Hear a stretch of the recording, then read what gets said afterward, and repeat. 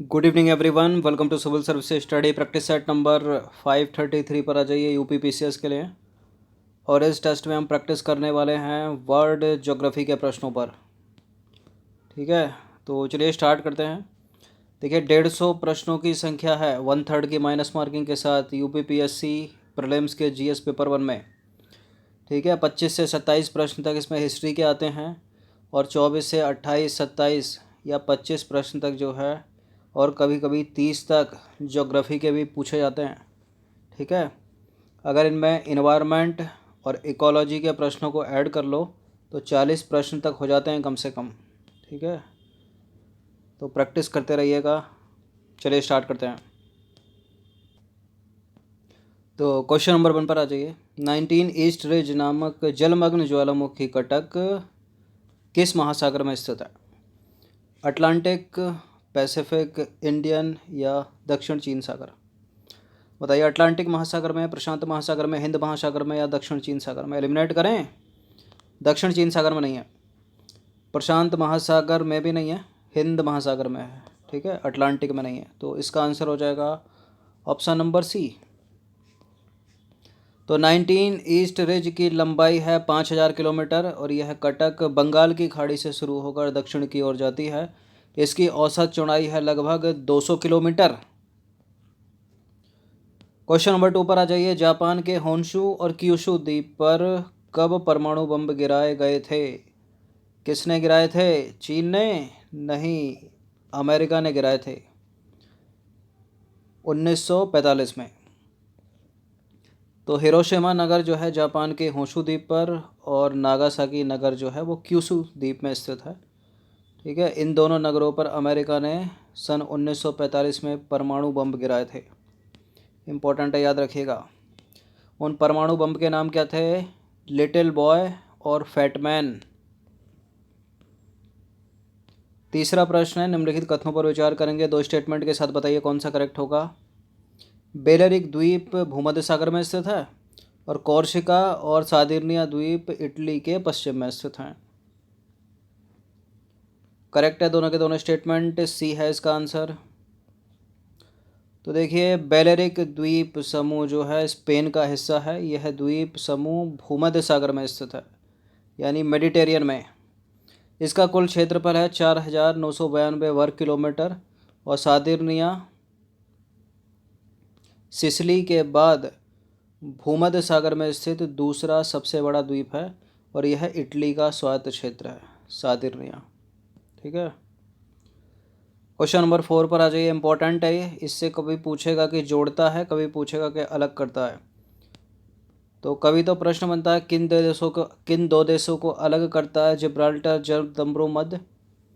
ठीक है, यहाँ है जिब्राल्टर जल डमरू मध्य किन दो महासागरों को जोड़ता है या जोड़ती है? बताइए। जिब्राल्टर जल संधि जोड़ती है हिंद महासागर को, गलत है, भूमध्य सागर को अटलांटिक महासागर से। किससे जोड़ती है? भूमध्य सागर को अटलांटिक महासागर से। ऑप्शन नंबर सी है इसका आंसर। तो जिब्राल्टर जल संधि जो है, बात करेंगे अलग करने के पहले, यूरोपीय देश स्पेन और अफ्रीकी देश मोरक्को को अलग करता है और यह जल संधि या जलडमरू मध्य भूमध्य सागर को यानी मेडिटेरियन सी को अटलांटिक ओशियन से जोड़ता है। ठीक है, अटलांटिक महासागर से जोड़ता है। क्वेश्चन नंबर 5 पर आ जाइए। निम्नलिखित कथनों पर विचार करेंगे, तीन स्टेटमेंट है यहाँ पर, बताइए इनमें से कौन सा करेक्ट होगा। अत्यधिक मात्रा में वन कटाव के कारण मृदा अपरदन की दर काफ़ी बढ़ जाती है। वनस्पति न होने के कारण मृदा की पकड़ कमज़ोर हो जाती है। ठीक है, वर्षा के दौरान वनस्पति न होने के कारण वर्षा का जो जल है भूमि में पूरी तरह रिस जाता है। थोड़ा सा दिमाग चलाइए और बताइए कौन सा करेक्ट हो सकता है इसमें। देखिए, अत्यधिक मात्रा में वन कटाव के कारण मृदा अपरदन की दर बढ़ जाती है, बिल्कुल करेक्ट है। वनस्पति ना होने के कारण यदि पेड़ पौधे नहीं होंगे तो जो उनकी जड़ें मिट्टी को पकड़े रहती हैं वो कैसे पकड़ेंगी? ठीक है, तो बिल्कुल कमज़ोर पड़ जाती है मृदा की पकड़। दूसरा स्टेटमेंट भी सही है।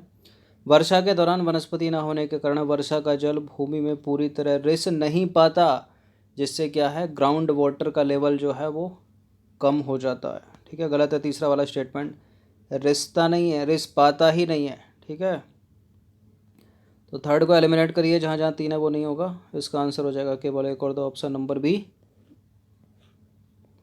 तो देखिए, अत्यधिक मात्रा में वन कटाव के कारण मृदा अपरदन की दर जो है काफ़ी बढ़ जाती है, क्योंकि वनस्पति ना होने के कारण मृदा की पकड़ कमज़ोर हो जाती है। वर्षा के समय यानी वर्षा के दौरान वनस्पति यानी पेड़ पौधे ना होने के कारण वर्षा का जो जल है भूमि में पूरी तरह रिस ही नहीं पाता, जिस कारण आकस्मिक बाढ़ आती है। ठीक है, तो तीसरा वाला स्टेटमेंट गलत है। लेटेराइट मृदा का निर्माण किस प्रकार होता है? लेटेराइट मृदा का निर्माण अपरदन से तो नहीं होता, ठीक है, लिंचिंग से होता है। आग्नेय चट्टानों के यांत्रिक अपक्षय के कारण नहीं होता है। उपजाऊ नदी सिल्ट के निक्षेप के कारण नहीं। Lynching, option number A. तो देखिए, लिंचिंग प्रक्रिया में जो है नदी अपने साथ उपजाऊ मृदा बहाकर ले जाती है और समतल मैदानों में मृदा का निक्षेप कर देती है, जिससे लेटेराइट मिट्टी का निर्माण होता है। लेटेराइट मिट्टी में किसकी खेती की जाती है? काजू, टेपिकोया। ठीक है, क्वेश्चन नंबर 7 पर आ जाइए। निम्नलिखित कथनों पर विचार करेंगे, दो स्टेटमेंट के साथ बताइए कौन सा करेक्ट होगा। ओक्सबो झील का विसर्प का टूटा हुआ हिस्सा होता है। ठीक है, ओक्सबो झील यानी लेक का विसर्प का टूटा हुआ हिस्सा होता है। नदी के युवावस्था की विशिष्टता बाढ़ युक्त मैदान होते हैं।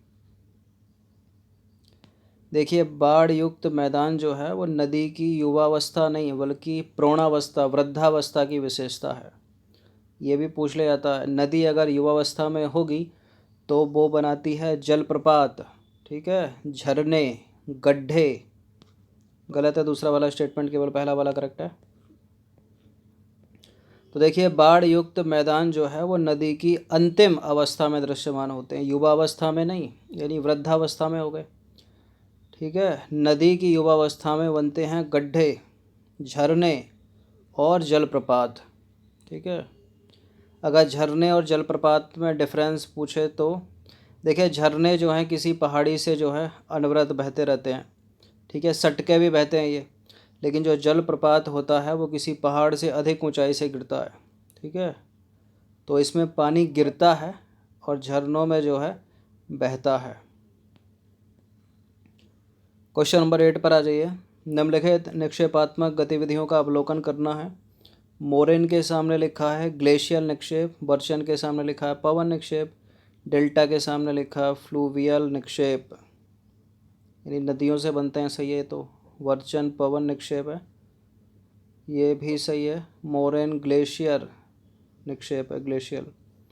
ठीक है, तो इस तरह का पूछ लिया जाता है कि कौन सी स्थलाकृति पवनों के द्वारा बनती, कौन सी नदियों के द्वारा बनती, कौन सी जो है ग्लेशियर के द्वारा बनती है। फिलहाल तीनों के तीनों करेक्ट हैं, डी है इसका आंसर। तो देखिए, मोरेन निक्षेप का निर्माण ग्लेशियर क्षेत्रों में होता है, जबकि बर्जन निक्षेप का निर्माण होता है पवनों के कारण, और डेल्टा का निर्माण होता है नदियों के कारण, यानी फ्लूवियल निक्षेप। प्रश्न क्रमांक संख्या 9 पर आ जाइए। समशीतोष्ण घास क्षेत्रों को क्या कहा जाता है? मध्य एशिया में स्टेपीज, उत्तरी अमेरिका में प्रेरीज, दक्षिण अमेरिका में बेल्ट। देखिए, बेल्ट जो है वो दक्षिण अमेरिका में नहीं बल्कि दक्षिण अफ्रीका में कहा जाता है बेल्ट। तो ये तो हो गया गलत। नॉर्थ अमेरिका में प्रेरीज और मध्य एशिया में स्टेपीज, पहला दूसरा सही है, थर्ड वाले को एलिमिनेट करिए। जहाँ जहाँ थर्ड है वो नहीं होगा, बिल्कुल आंसर इसमें मिल जाएगा ऑप्शन नंबर 1, क्योंकि 3 में 3 दे रखा है। तो दक्षिण अमेरिका में समशीतोष्ण घास के मैदान को तो पम्पास कहते हैं। जो बेल्ट है वो दक्षिण अफ्रीका के खुले क्षेत्रों को कहते हैं, जो काफ़ी हद तक घास व छोटी झाड़ियों से ढके हुए मैदानी क्षेत्र हैं। ठीक है, बेल्ट विशेषकर जिम्बाब्वे, बोत्सवाना, नामीबिया और दक्षिण अफ्रीका के कई भागों में विस्तृत हैं। क्वेश्चन नंबर 10 पर आ जाइए। निम्नलिखित में से कौन सी उत्तरी अमेरिका की सबसे लंबी नदी है? नॉर्थ अमेरिका की सबसे लंबी नदी कौन सी है? नील नदी को एलिमिनेट कर दी है, अफ्रीका में बहती है ये तो। जायरे भूमध्य रेखा को 2 बार काटती है, इसको भी हटा दीजिए। कोलोराडो भी लंबी है लेकिन इससे अधिक लंबी है मिसौरी नदी। मिसौरी नदी जो है वो मिसिसिपी की सहायक नदी है, ठीक है। मिसिसिपी की ट्रिब्यूटरी है मिसौरी, और मिसौरी जो है वो उत्तरी अमेरिका की सबसे लंबी नदी है। यह उत्तरी अमेरिका की सबसे लंबी नदी है और संयुक्त राज्य अमेरिका और कनाडा से होकर बहती है। तो मिसौरी नदी जो है वो नॉर्थ अमेरिका की सबसे लंबी नदी है। यह पश्चिमी मोंटाना से निकलती है।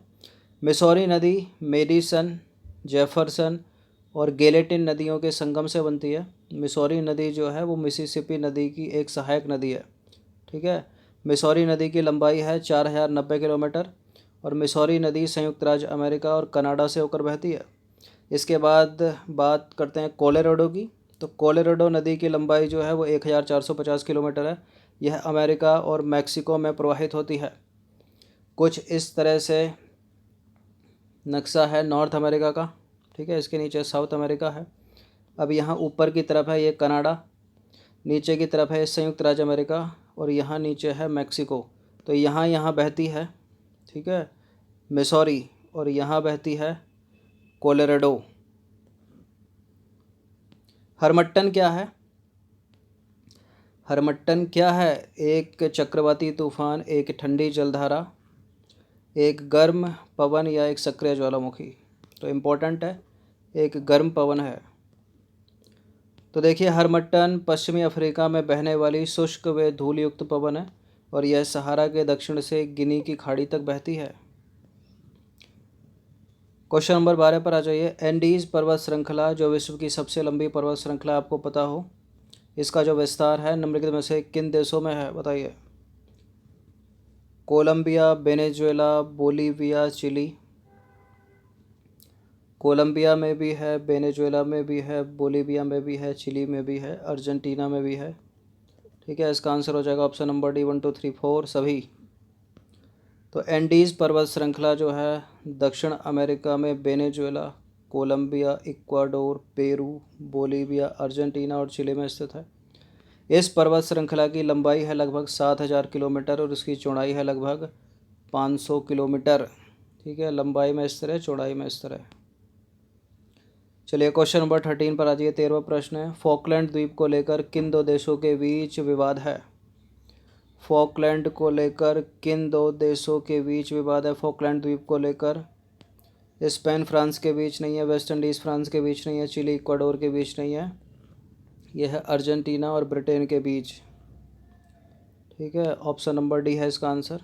तो फॉकलैंड द्वीप समूह दक्षिणी अटलांटिक महासागर में 12,000 वर्ग किलोमीटर क्षेत्र में फैला हुआ है। यह ब्रिटिश ओवरसीज क्षेत्र का हिस्सा है। क्वेश्चन नंबर 14 पर आ जाइए। दक्षिण अमेरिका का निम्नलिखित में से कौन सा देश स्थल अवरुद्ध यानी लैंड लॉक्ड नहीं है, पूछा है।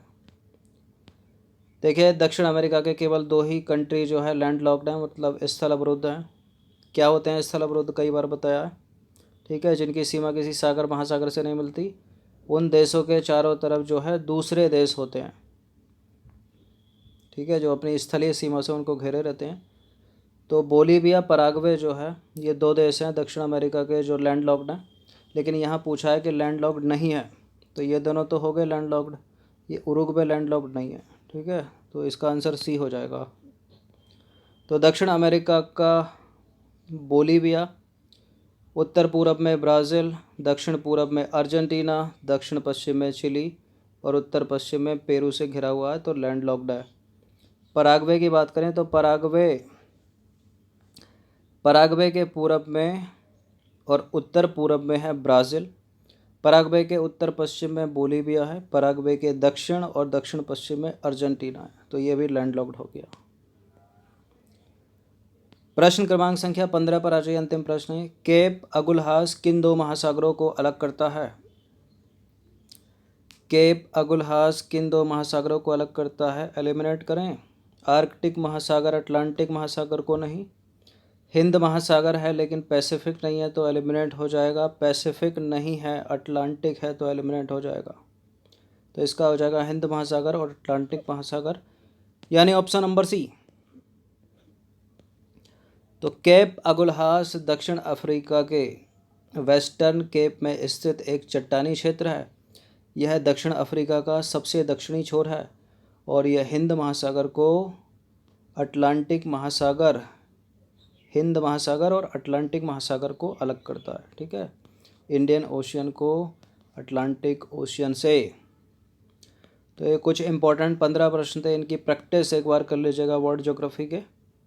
ठीक है, जब भी भूगोल के प्रश्न, ठीक है, स्क्रीन पर दिखाई देते हैं या आप कोई पेपर देने चल जाते हो, किसी एग्ज़ाम में बैठते हो, तो जो मैप है ना, मैप आपके माइंड में चलना चाहिए। अगर वर्ल्ड ज्योग्राफी से है तो विश्व का चलना चाहिए।